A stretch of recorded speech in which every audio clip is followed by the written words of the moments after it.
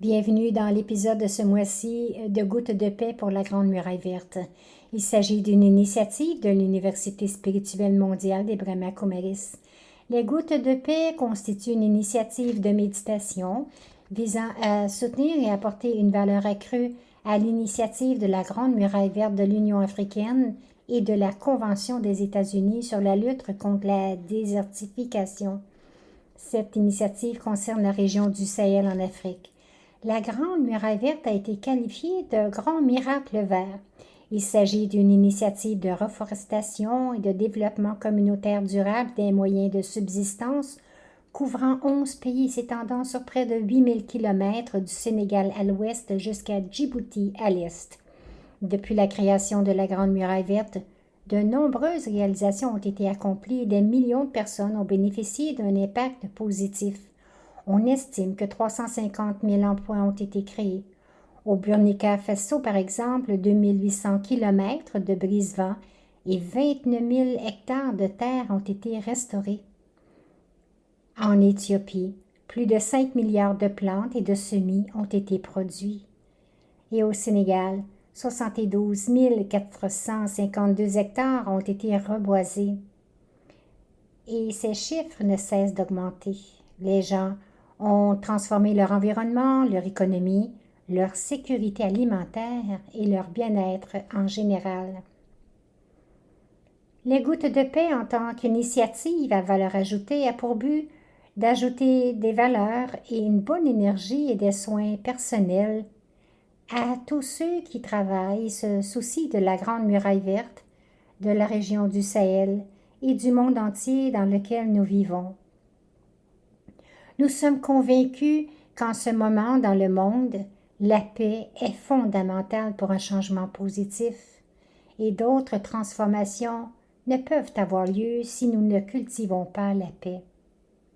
Nous devons instaurer la paix dans le monde, dans nos nations, dans nos communautés, dans nos familles, dans nos relations et en nous-mêmes.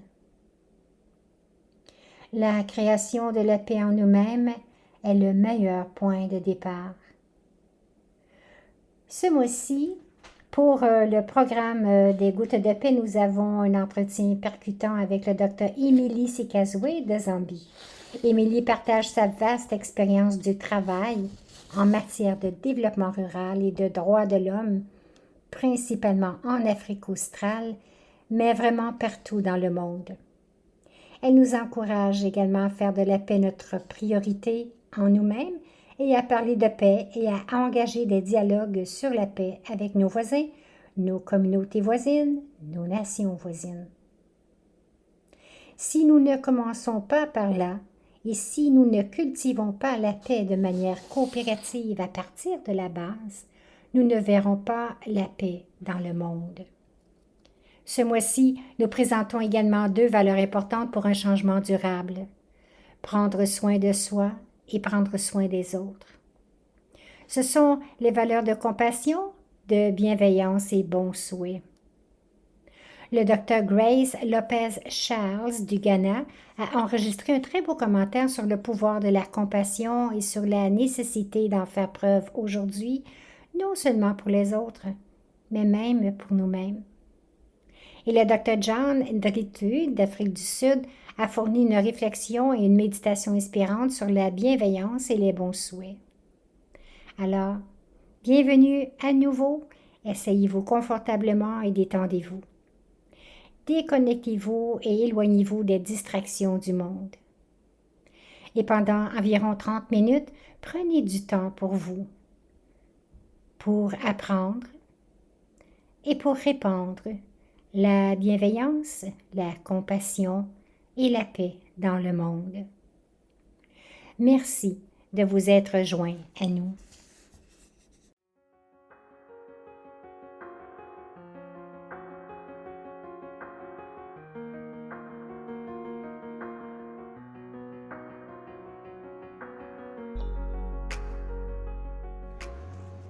Je prends le temps de reposer mon esprit dans le calme.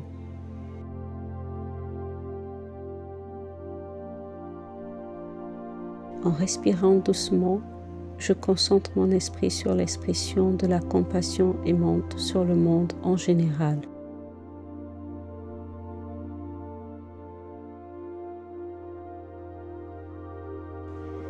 Et en particulier sur le travail difficile de la création de la Grande Muraille Verte.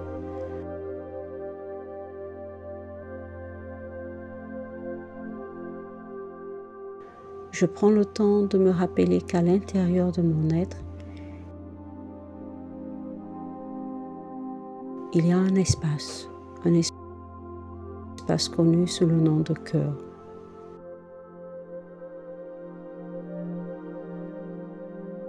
C'est le cœur spirituel. Dans mon cœur, j'ai des sentiments purs, j'ai de l'amour, des souhaits en abondance.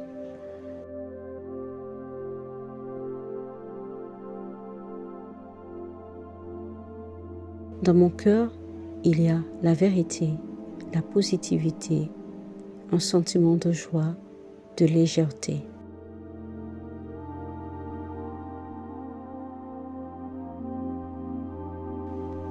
Ces merveilleux sentiments dans mon cœur me permettent d'être vraiment compatissant envers chaque être humain et envers tout le monde naturel.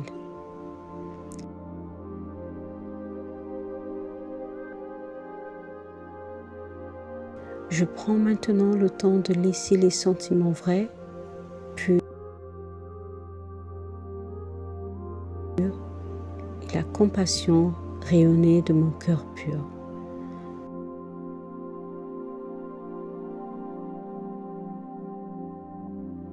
L'atmosphère qui m'entoure est chargée de compassion pour toute l'humanité, la nature et les éléments.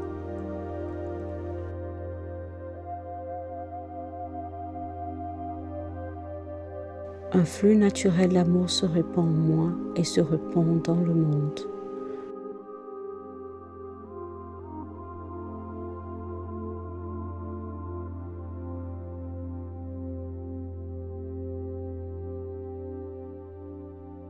Je regarde le pouvoir de la compassion transformer le désespoir en espoir.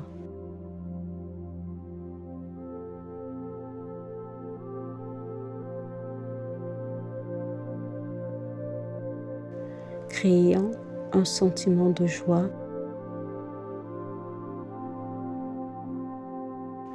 là où il y avait du désespoir.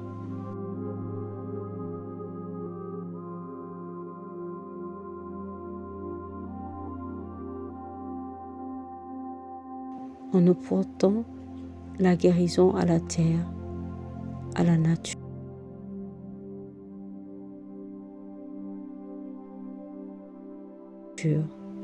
En créant l'abondance là où régnait la pénurie.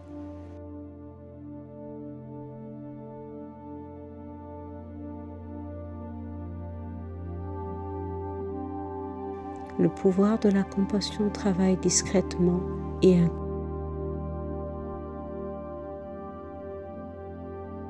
incognito avec tout ce qui donne inlassablement leur temps.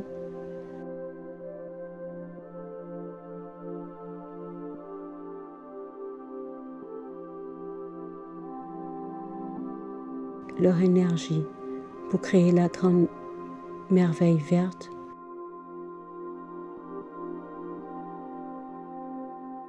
où les écosystèmes prospèrent et où la nature est abondante. Je ramène doucement mon attention ici et maintenant, mais avec une profonde compassion pour les populations du Sahel. Puissent-ils trouver la paix et le bonheur dans leur vie.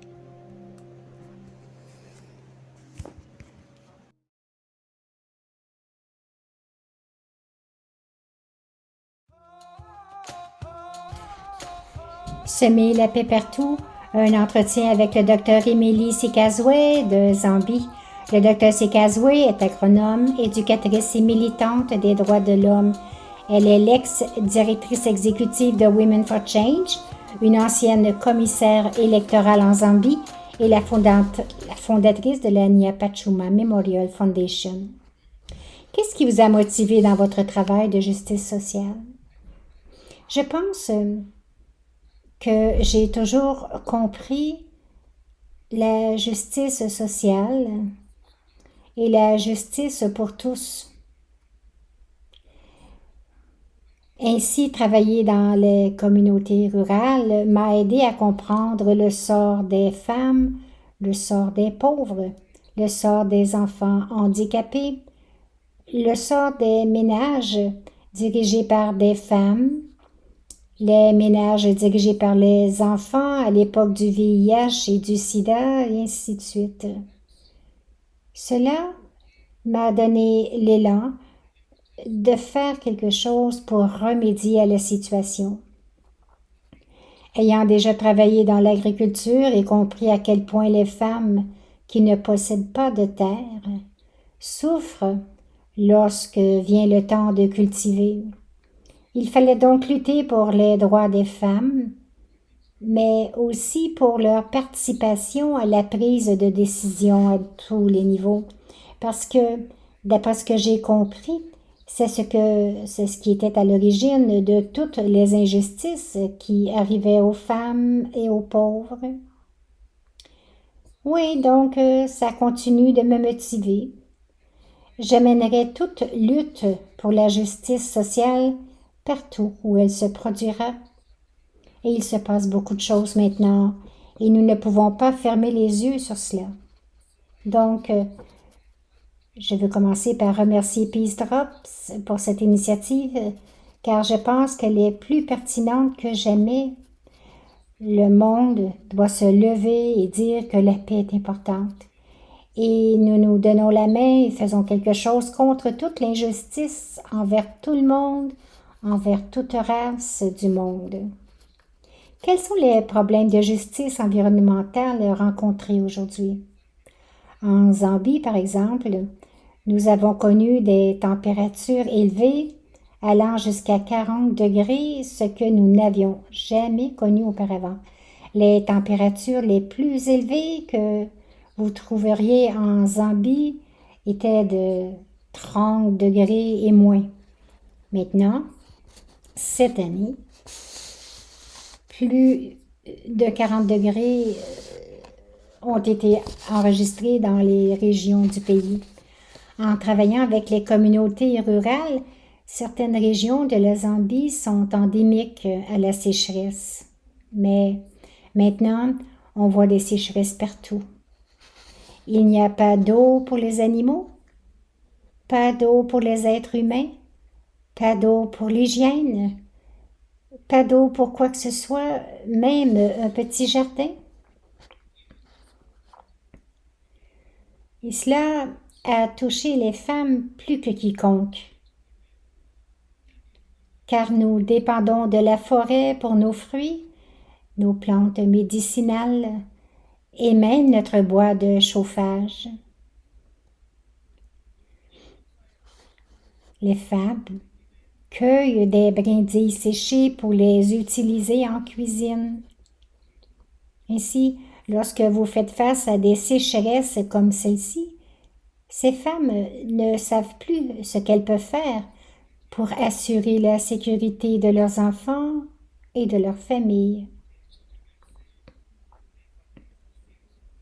Et je ne vois aucune politique sérieuse à ce sujet. En tant que Women for Change, à l'époque où je travaillais là-bas, nous avions plus de 700 associations rurales qui travaillaient à cultiver selon la voie de Dieu. Ne coupez rien si ce n'est pas nécessaire. Ne brûlez pas l'herbe si ce n'est pas nécessaire. N'utilisez pas d'arbres qui nous fournissent de l'ombre, qui nous donnent du miel ou qui nous donnent toutes sortes de choses. Donc, les coopératives ont travaillé très, très fort là-dessus et elles continuent à le faire. Mais les politiques en place ne favorisent pas les initiatives que les communautés rurales prennent elles-mêmes. Je pense que si de telles initiatives étaient soutenues par la politique gouvernementale, certains changements pourraient être constatés. Pourquoi les droits fonciers des femmes sont-ils si importants? Ainsi, les droits fonciers des femmes constituent depuis longtemps un grand combat, et pas seulement en Zambie, mais aussi dans les pays de la SADC et aussi dans certaines autres régions de l'Afrique de l'Ouest. De nombreuses communautés et de nombreuses politiques gouvernementales ne soutiennent pas l'accès des femmes à la terre. Ainsi, lorsque vous parlez de l'accès et du contrôle de nos ressources en tant que femmes, et que quelqu'un donne une tournure, retourne cela et dit que les femmes ne peuvent pas avoir de droit à la terre, cela devient alors un très gros problème. Et en Zambie, nous avons lutté très dur pour garantir qu'il y ait une politique selon laquelle 30% de toutes les terres de Zambie soient attribuées aux femmes.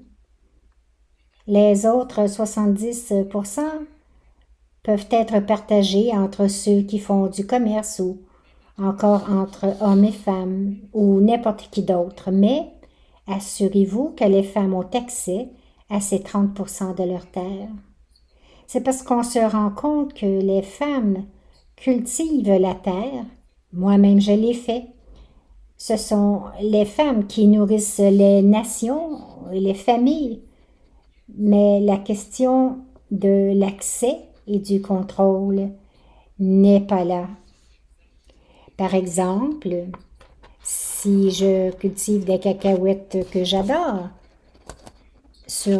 dans le champ de mon frère, s'il décide que l'année suivante, il veut reprendre sa terre, je ne peux rien dire. Je n'ai qu'à quitter. Et si mon mari dit « Ok, tu cultives du coton dans ce champ, maintenant je veux l'utiliser », vous n'avez aucun contrôle là-dessus. C'est pourquoi nous nous concentrons sur l'accès et le contrôle. Et curieusement, il existe une province en Zambie, dans la province occidentale, où les femmes reçoivent une terre à la naissance. Que vous quittiez le village, que vous alliez dans un autre endroit où se trouve votre mari, si vous voulez revenir et cultiver la terre, elle sera là. Si seulement la plupart des tribus faisaient cela, la nation se porterait mieux. Et si les politiques d'attribution de terre aux femmes étaient renforcées, la situation serait meilleure qu'elle ne l'est actuellement.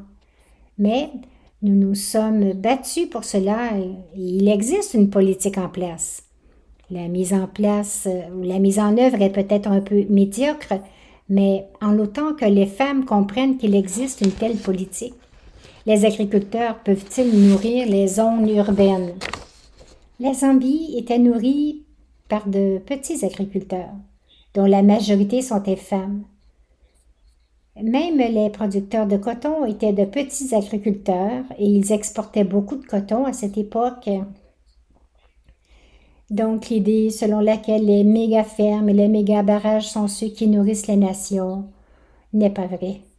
Parce que, regardez, nous avons beaucoup de fermes commerciales en Zambie. Elles obtiennent le maïs de n'importe quelle superficie dont elles disposent. Elles obtiennent rendement, elles l'exportent tout simplement. Elles l'exportent. Donc, si vous parlez de nourrir les nations, nous devons retourner sur les terres où se trouvent les gens, car peu importe la taille de ce champ, ils en trouveront à manger et en vendront afin de pouvoir payer leurs frais de scolarité de leurs enfants ou pour payer des problèmes de santé et aussi simplement pour épargner pour les mauvais jours. C'est ce qu'ont fait nos ancêtres au fil des ans. Donc, donner aux communautés les moyens de cultiver leur propre nourriture est la voie à suivre. Les communautés rurales savent que couper les arbres n'est pas une bonne chose et comprennent mieux que nous l'impact sur l'environnement dans les villes ou en milieu urbain. Ce qui se passe alors, c'est que le gouvernement se rend dans une communauté particulière et vend les terres. Et ainsi, Une méga ferme arrive et puis ils sont surpris quand il ne pleut pas parce que les arbres ont été coupés pour permettre à cette méga ferme de cultiver ce qu'elle cultive. Ils sont surpris par cela pourtant. Ils disposent de spécialistes formés pour veiller à ce que l'environnement soit respecté. La Zambie vient de gagner une des communautés au Shingola, dans la zone minière, vient de gagner une énorme compensation de la part d'une société minière qui polluait les rivières, polluait tout l'environnement et les enfants même tombaient malades.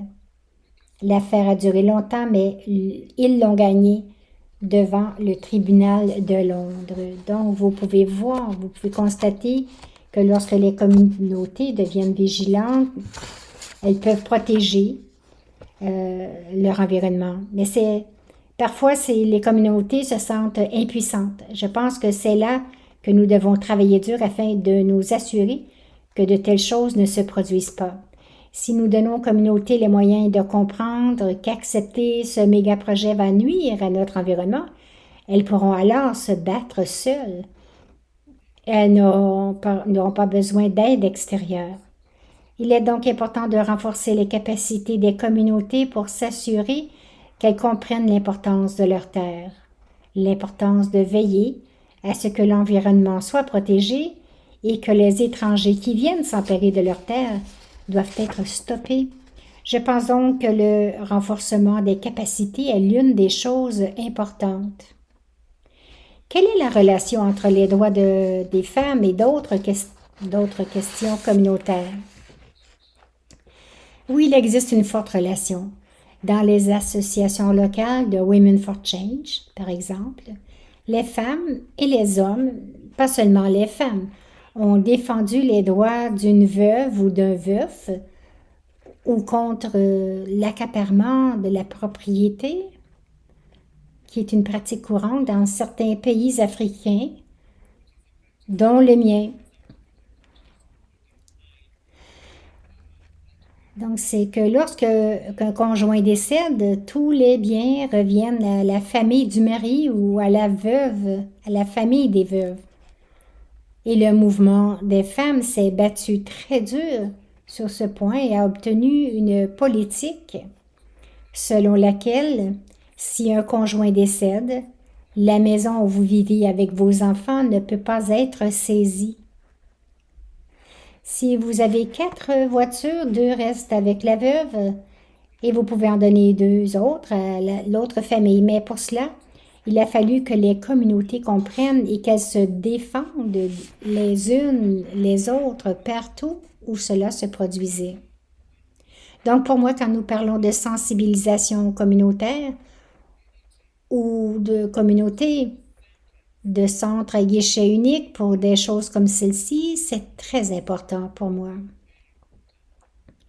Nous avons également discuté avec les communautés de la manière dont nous pourrions ensuite protéger les femmes contre la violence sexiste. Les communautés elles-mêmes ont développé des centres à guichet unique. Si une femme unique est touchée dans le village, si une fillette est violée dans le village, ils procèdent eux-mêmes aux arrestations des citoyens et le signalent à la police ou au chef du village si le commissariat est très loin. Donc, vous pouvez constater que les initiatives de paix menées par les communautés peuvent fonctionner. Et s'il y a quelqu'un qui comprend les dialogues, ce sont bien les communautés rurales. Elles comprennent les dialogues. C'est pourquoi elles ont veillé jusqu'à présent à ce que leur communauté reste viable, autonome. Une paix durable ne peut donc pas avoir lieu sans la participation des communautés. Pour qu'elles comprennent comment, autrefois, elles vivaient ensemble avec tant de tribus différentes, et pourtant il n'y avait aucun problème. Cette question de consolidation de la paix ne peut être résolue sans que les communautés elles-mêmes y soient impliquées. Quelle est la valeur d'une initiative comme Peace Drops? Quand je lisais le profil de Peace Drops, je me suis dit, je pense que Peace Drops devrait continuer à élargir les horizons et la portée afin que les communautés soient épargnées de ce manque de paix dans la communauté. Je veux dire, nous voyons Gaza maintenant, Israël, et nous regardons tous impuissants car nous ne pouvons rien faire parce que les superpuissances jouent avec la vie des gens. Je ne regarde plus la télévision, je l'ai éteint parce que je ne peux pas le supporter. Alors j'ai éteint. Voilà à quel point la situation est devenue grave. Et le monde regarde. Lorsque les problèmes autour de la Russie et de l'Ukraine ont commencé, tout le monde était enthousiasmé par ce sujet. Mais en même temps, l'Éthiopie était en guerre, le Soudan en guerre et de nombreux autres pays africains étaient en guerre. La Syrie était toujours en guerre. Mais tout le monde est resté silencieux. Ce qui est devenu important, ce sont la Russie et l'Ukraine. Il me semble donc que les puissants auront toujours la priorité et les moins puissants, peut-être que la prochaine fois, nous examinerons votre problème. Mais pour l'instant, nous examinons cela. C'est très intéressant à regarder, mais c'est très triste. Parler de la paix ou méditer sur la paix peut-il faire une différence?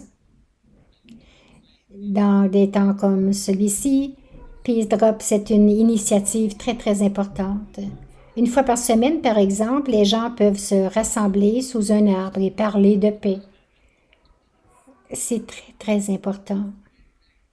Rassembler simplement les anciens de la communauté sous un arbre, buvez de l'eau et parlez de paix pendant 1 heure. Et assurez-vous que cela soit fait 1 fois par semaine. Je ne pense pas que nous puissions manquer de le faire. Je ferai donc partie de ceux qui seront intéressés à travailler sur un tel projet.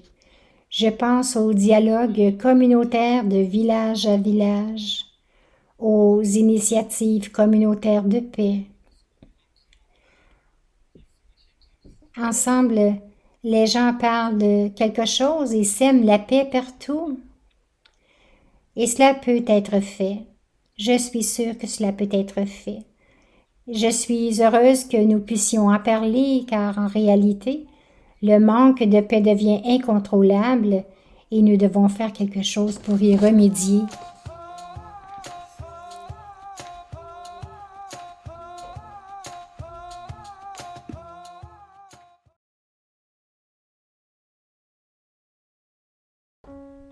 Bienvenue dans cette méditation sur la bienveillance et les bons souhaits. Je m'assois dans une position confortable,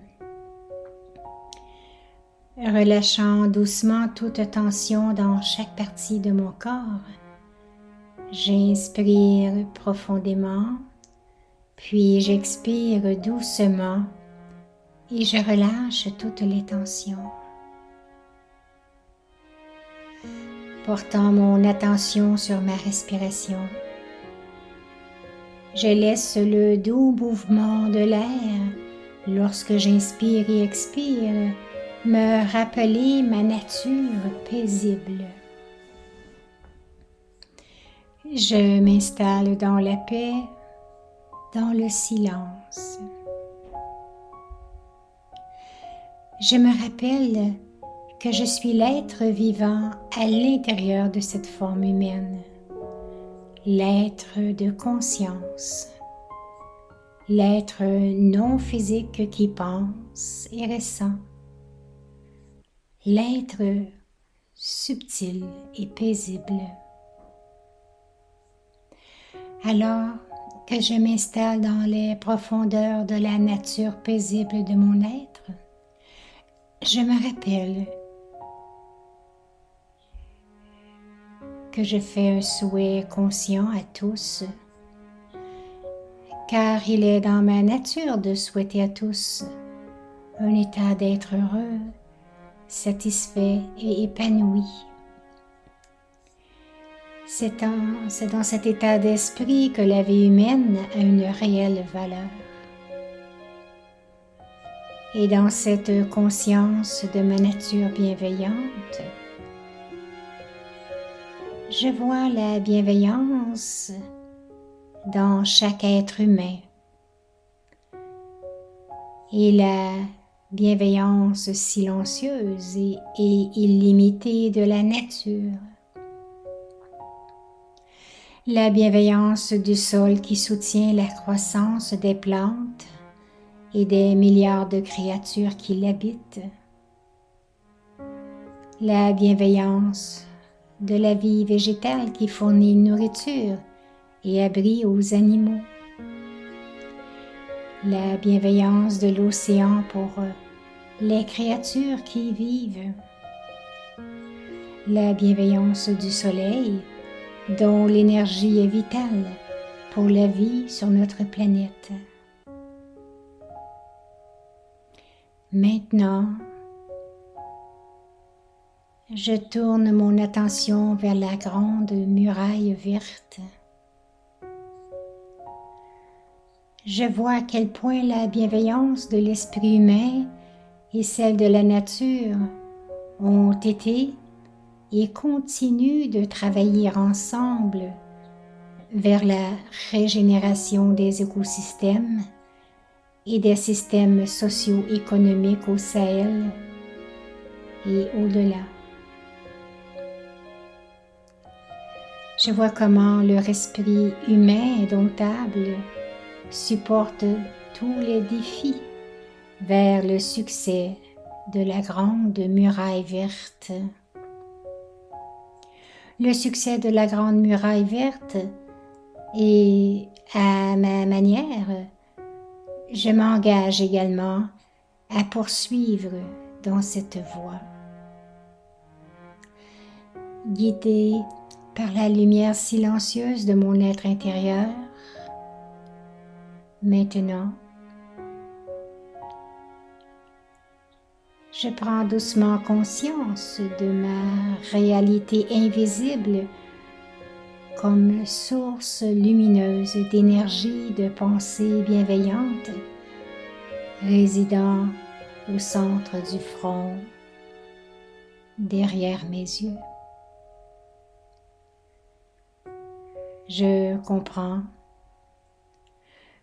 que tout comme les rayons bienveillants du soleil se propagent et apportent des bienfaits partout où ils se trouvent,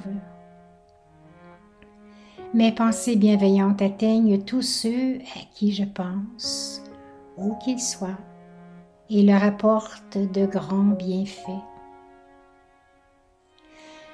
Et ainsi, je laisse doucement les pensées de mes bons souhaits atteindre toutes les personnes travaillant pour la grande muraille verte et au-delà, à chaque être humain dans le monde. Puissiez-vous être en paix, puissiez-vous être heureux, puissiez-vous avoir un esprit clair et puissant, capable de prendre les bonnes décisions à tout moment. Et connectant avec l'être suprême de lumière, la source d'une bienveillance illimitée, je laisse les bons souhaits illimités et les sentiments purs du suprême atteindre chaque être humain et la nature tout entière. Merci.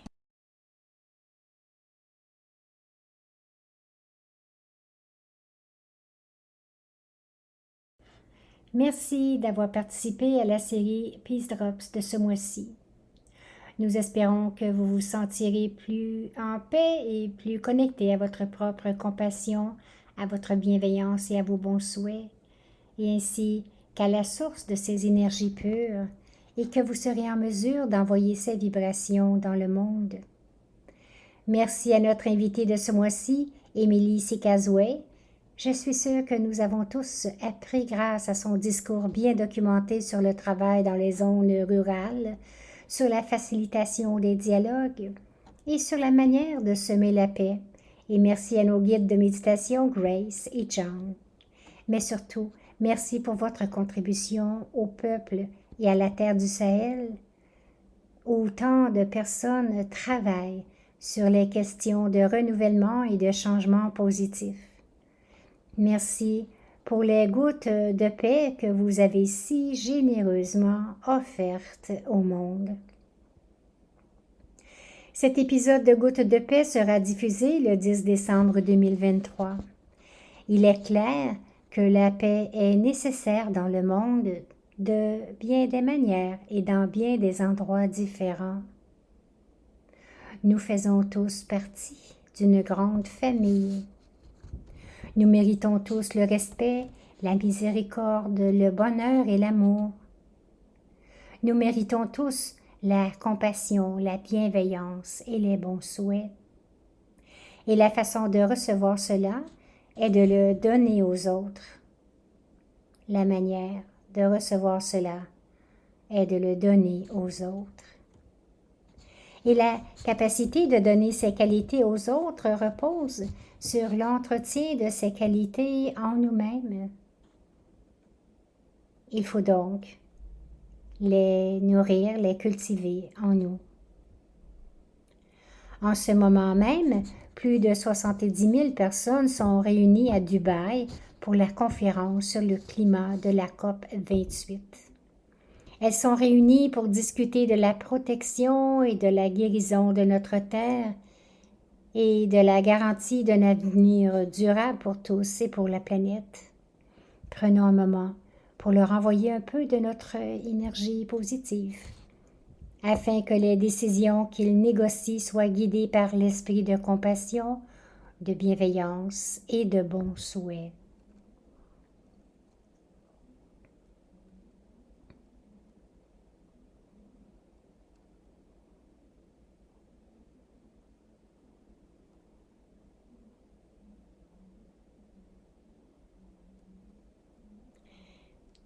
Merci encore d'être ici et d'ajouter votre énergie aux gouttes de paix pour la Grande Muraille Verte et pour la création d'un monde meilleur.